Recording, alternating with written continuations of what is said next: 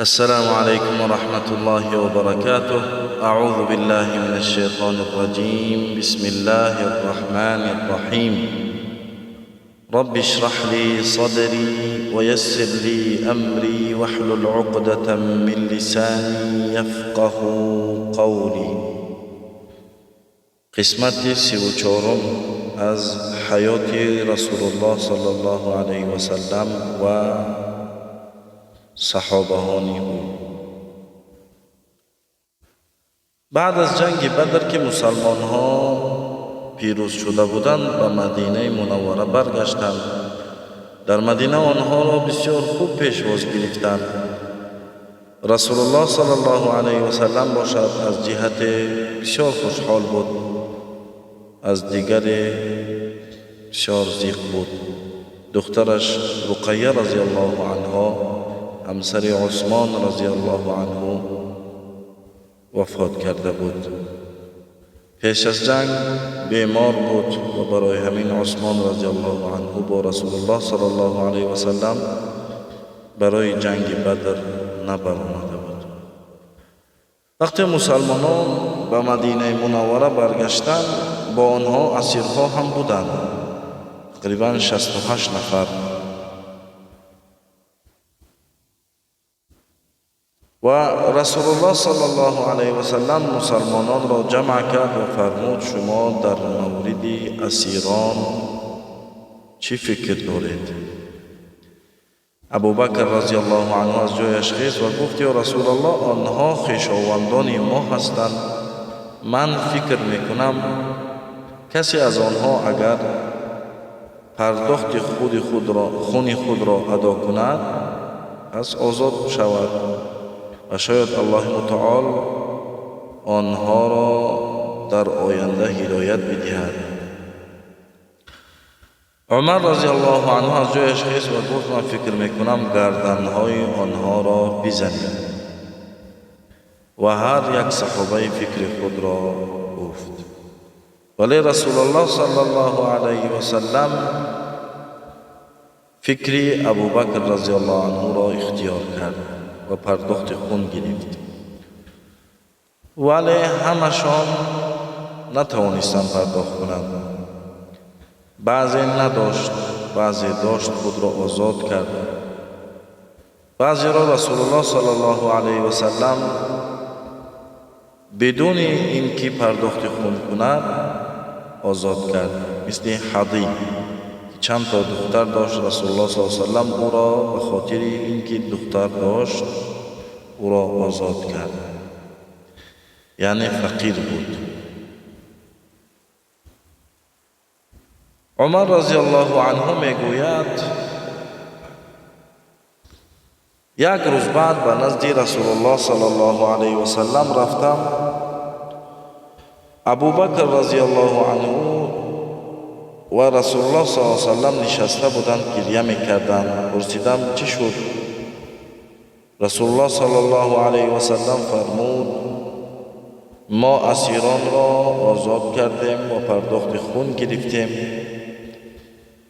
ولی الله متعال آیات را نازل کرد. اعوذ بالله من الشیطان الرجیم. بسم الله الرحمن الرحیم.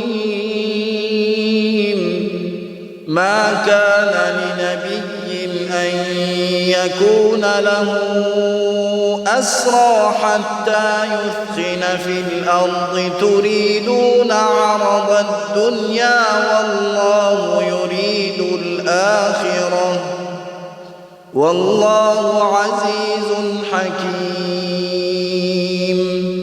لولا كتاب من الله سبق لمسكم فيما أخذتم عذاب عظيم. فكلوا مما غنمتم حلالا طيبا واتقوا الله إن الله غفور رحيم. هیچ پیامبری را سزاوار نیست که اسیرانی داشته باشد تا اینکه در زمین کشتار بسیار کند. شما با گرفتن فدیه از اسیران متاع دنیا را می‌خواهید و خداوند سرای آخرت را برای شما می‌خواهد و خداوند پیروزمند و حکیم است. اگر حکم پیشین الهی نبود که غنیمت و فدیه اسیران حلال است، قطعاً در آنچه گرفتید عذاب بزرگی به شما می‌رسید. یعنی این از جانب الله متعال تنبیه بود. در بین اسیران عمک رسول الله صلی الله علیه و سلم عباس رضی الله عنه هم بود. عباس به جنگ برآمده بود ولی خواهش جنگ نداشت. عباس شخصی بای بود. عباس گفت یا رسول الله، من مسلمان هستم و به جنگ برآمدم، خواهش نداشتم. رسول الله صلی الله علیه و سلم فرمود الله داناست با مسلمان بودن. اگر مسلمان باشی الله تو را خیر می‌دهد، ولی ظاهراً تو با ما به جنگ برآمدی، یعنی بر ضد ما برآمدی در جنگ. پس از خودت و از پسران برادرت نوفل ابن حارث ابن عبدالمطلب، عقیل ابن ابی طالب ابن عبدالمطلب و عتبه ابن عمرو پرداخت کن. عباس رضی الله عنه گفت من چی دارم برای پرداخت؟ رسول الله صلی الله علیه و سلم فرمود در کجاست همان پولی که با همسرت ام فضل پنهان کردی و تو به همسرت گفتی اگر در جنگ کشته شوم این پول را برای فرزندانم فضل و عبدالله و قثم بده. عباس رضی الله عنه گفت یا رسول الله، در مورد پولها من و همسرم میدانستم، دیگه هیچ کسی نمیدانست. من میدانم که تو رسول الله هستی، یعنی رسول الله هستی و این خبر را الله برایت رساند. پس حساب کنید چقدر من باید بدهم. و در مورد این حادثه ها الله متعال آیاتی را نازل کرد. يا أيها النبي قل لمن في أيديكم من الأسرى إن يعلم الله في قلوبكم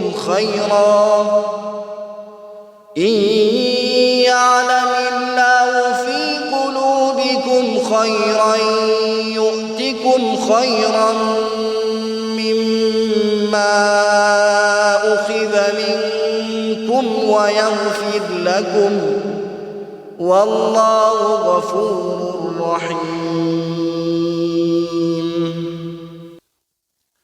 ای پیامبر به اسیرانی که در دست شما هستند بگو اگر خداوند خیری در دلهای شما بداند بهتر از آنچه از دست شما گرفته شده به شما خواهد داد و شما را می آمرزد و خداوند آمرزنده مهربان است. عباس رضی الله عنه و نوفل و عقیل و عتبه ابن عمرو بعد از پرداخت قیمت آزادی آزاد شدند و همچنان پسر ابو سفیان که اسیر بود آزاد شد.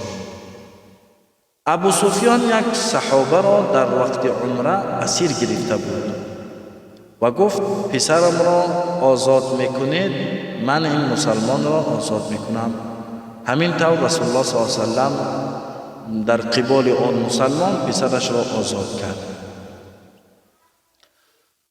بعد از اینکه مشرکین قریش شکست خوردند و بزرگانشان کشته شده بودند، ابو سفیان قسم یاد کرد تا وقتی که از محمد قصد نگیرم غسل جنابت نمی کنم و تقریبا 200 نفر را با خود گرفت و به سوی مدینه حرکت کردند. در یک منطقه قریب مدینه خیمه زدند. ابو سفیان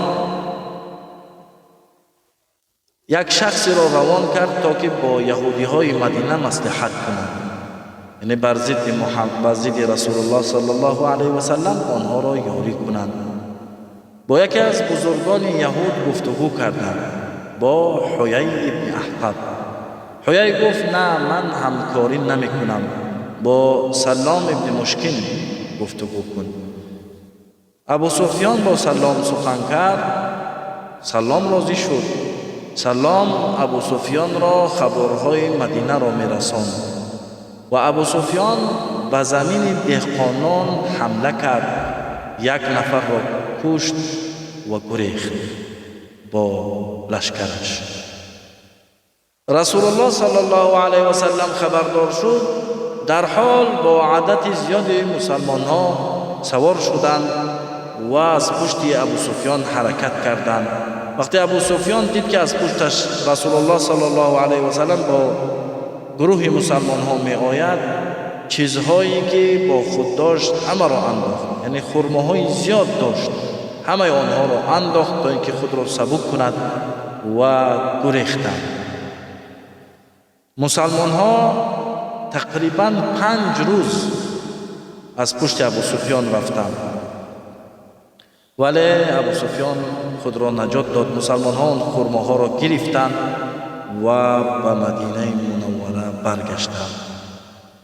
بعد از این حادثه ها علی رضی الله عنه با دختر رسول الله صلی الله علیه و سلم فاطمه رضی الله عنها ازدواج کرد. با رسول الله صلی الله علیه و سلم خبر آمد که قبیله غطفان میخواهد بر مسلمان ها حمله کنند. قبیله غطفان هم یک لشکر بزرگ داشتند و با قوت بودند. رسول الله صلی الله علیه و سلم در حال لشکر را تیار کرد و بر قبیله غطفان ناگهان حمله کرد. غطفان برای جنگ اکنون تیار نبودند و نمیدانستند که رسول الله با مسلمان ها می آید. وقتی دیدند که لشکری می آید، همه آنها به کوه ها گریختند و رسول الله صلی الله علیه و سلم در منطقه غطفان خیمه خود را زد و با مسلمان ها انتظار شد که اگر بخواهند بیایند جنگ کنند. رسول الله صلی الله علیه و سلم عادت داشت که وقتی میخواست عبادت کند به جای تنهایی می نشست. رسول خدا به تک درختی رفت. از بالای کوه مردم غطفان رسول خدا را شناختند. گفتند محمد را در این تنهایی ما همیشه نمی بینیم، کی می تواند او را بکشد؟ دعسور ابن الحارث گفت من او را می کشم. رسول خدا نماز خواند و در تک درخت استراحت کرد. دعسور پنهانی آمد به نزد رسول خدا، شمشیر خود را برآورد. رسول خدا بیدار شد، دید دعسور با شمشیر در بالای سرش ایستاده است. دعسور گفت ای محمد، از من تو را کی نجات می‌دهد؟ رسول الله صلی الله علیه و سلم با دل پر فرمود الله. دعسور لفظ الله را شنید و پشت رفت، افتید و شمشیرش از دستش افتید، جدا شد. رسول الله صلی الله علیه و سلم خیست، شمشیر را گرفت و فرمود تو را از من کی نجات می‌دهد؟ دعسور گفت ای محمد، من را نکش و بسیار التماس کرد، قسم میاد کرد که با تو هرگز نمی جنگم. رسول خدا او را رها کرد. دعسور به نزد قومش رفت. گفتند تو را چی شد که افتیدی؟ دعسور گفت محمد الله گفت مثل که شخص من را با پشت حرکت داد، تیله کرد با پشت. و از رسول الله صلی الله علیه و سلم پرسیدند که دعسور چطور افتید؟ رسول خدا فرمود جبرائیل علیه السلام در حال فرآمد و دعسور را با پشت تیله کرد. یعنی همه این حادثه در منطقه قبیله غطفان شد و چند روز منتظر شدند، آنها هم نبرآمدند برای جنگ دیگر مسلمان ها تیاری به سوی مدینه دیدند و به مدینه منوره برگشتند. جنگ نشد. هر چیزی که از غنیمت گرفتند با خود گرفتند و به مدینه منوره برگشتند. در مدینه منوره یک حادثه شد. یهودی ها بازار داشتند در مدینه منوره. زن مسلمانی به بازار یهودی ها رفت برای خرید طلا. زن مسلمان نشسته بود. یک یهودی لعنتی آمد از پشت زن مسلمان پایان لباس خود را به لباس زن بسته کرد. وقتی زن مسلمان از جایش خیست پشتش نمایان شد، داد و فغان کرد. یکی از مسلمان ها در بازار بود، شنید دید زن مسلمان است، پرسید کی این کار را کرده است؟ گفتند فلان یهودی رفت و آن یهودی را کشت. یهودی ها جمع شدند و مسلمان را به شهادت رساندند. خبر بر رسول الله صلی الله علیه و سلم رسید. رسول الله صلی الله علیه و سلم خط نویست روان کرد. یعنی این یهودی از قبیله بنی قینقاع بود. رسول خدا با بزرگ آنها خط نویست و گفت کسانی که در این کشتار مسلمان یعنی دست داشتند آن را به ما بسپارید، آنها را به ما بسپارید تا اینکه من حکم کنم و جنگ نمی کنیم. ولی بنی قینقاع راضی نشدند. رسول خدا لشکری را تیار کرد و به طرف قبیله بنی قینقاع رفتند. بنی قینقاع در قلعه زندگی میکردند. تقریبا 700 تا یا زیادتر در آنها مردها بودند. قلعه آنها بسیار مستحکم بود و خوراک یک ساله داشتند. یهودی ها مردم پولدار بودند، ثروتمند بودند. رسول الله صلی الله علیه و سلم به نزد قلعه آمد. بار دیگر گفت همان شخصانی که در این کار در کشتار این مسلمان دست داشتند بسپارید، ما جنگ نمی کنیم. یهودی ها گفتند ما را مثل قریشی ها حساب میکنی، ما اهل جنگ هستیم، ما تیار هستیم با تو بجنگیم. و در مورد این حادثه الله متعال آیات را نازل کرد. قل للذين كفروا ستغلبون وتحشرون إلى جهنم وبئس المهاد قد كان لكم آية في فئتين التقتا فئة تقاتل في سبيل الله وأخرى كافرة يرونهم مثليهم رأي العين والله يؤيد بنصره من يشاء إن في ذلك لعبرة لأولي الأبصار. به کسانی که کافر شدند بگو به زودی مغلوب خواهید شد و سپس در قیامت به سوی جهنم محشور می شوید. و چه بد جایگاهی هست. قطعا در دو گروهی که در میان بدر با هم روبرو شدند نشانه و عبرتی برای شما بود. یک گروهی در راه خدا می جنگید و گروه دیگری کافر بودند. آنها مؤمنان را با چشم خود در برابر آنچه بودند می دیدند و خداوند هر کسی را بخواهد با نصرت و یاری خود تأیید می کند. براستی در این ماجرا برای صاحبان بینش عبرتی هست. چند روز قلعه را محاصره کردند مسلمان ها. الله متعال ترس را در دل یهودی ها جا کرده بود و همین طور 15 روز گذشت که یهودی ها در قلعه بودند. شخصی را به نزد رسول خدا روان کردند و گفتند به شرط در به شرط در قلعه را باز میکنیم که همه ما را امان بدهی. رسول خدا فرمود هرگز شما را امان نمیدهم، با شما صلح نمیکنم. بسیار التماس کردند، رسول خدا راضی نشد. رسول الله صلی الله علیه و سلم فرمود خود را می سپارید، من حکم میکنم. 700 نفر مرد بودند و دیگر خرد و کودک و زنها بودند. همشان تسلیم شدند، دستها و پایهایشان را بستند. مردم زیاد جمع شدند، انتظار بودند که رسول خدا چه حکم میکند. یک چند نفری از مسلمانان میدانستند که رسول خدا همه اینها را میخواهد حکم قتل بدهد. این خبر به عبدالله ابن سلول بزرگ منافقین این خبر رسید که رسول خدا آنها را میخواهد حکم قتل بدهد. بین عبدالله ابن سلول منافق و یهودی ها یک عهدنامه بود که یکدیگر را دستگیری میکنند. اگر یهودی ها کشته شوند دیگر به عبدالله هیچ قوتی در مدینه نمیماند.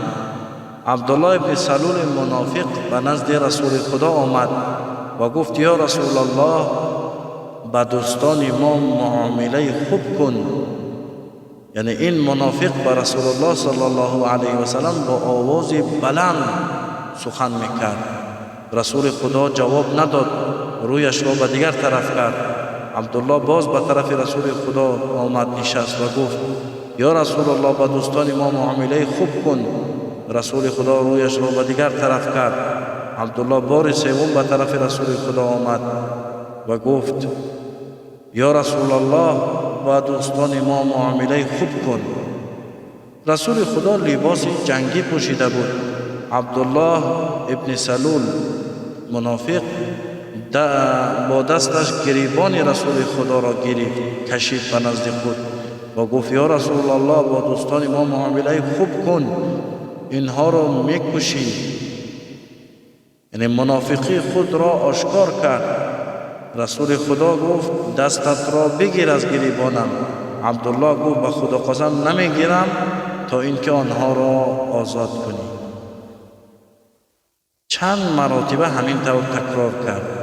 بعد رسول الله صلی الله علیه و سلم فرمود آنها از تو هستند.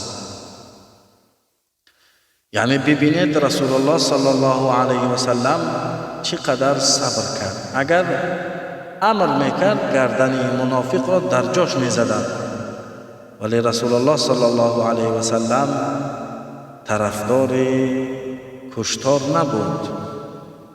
صبر کرد، یگان سخن نگفت، امر نکرد که این را بکشند. همه اون یهودی ها را آزاد کرد. اکثر یهودی ها از قلعه بنی قینقاع و قلعه خیبر رفتند که از منطقه مدینه بیرون است، دور است. بعد از جنگ بدر دیگر قریشی ها نمی توانستند با راه مدینه به شام سفر کنند برای تجارت. یک راه دیگر بود از طرف عراق، ولی بسیار راه دور بود و بسیار مشکلات بود در راه. قریشی ها تیاری دیدند تا که با راه عراق سفر کنند به شام.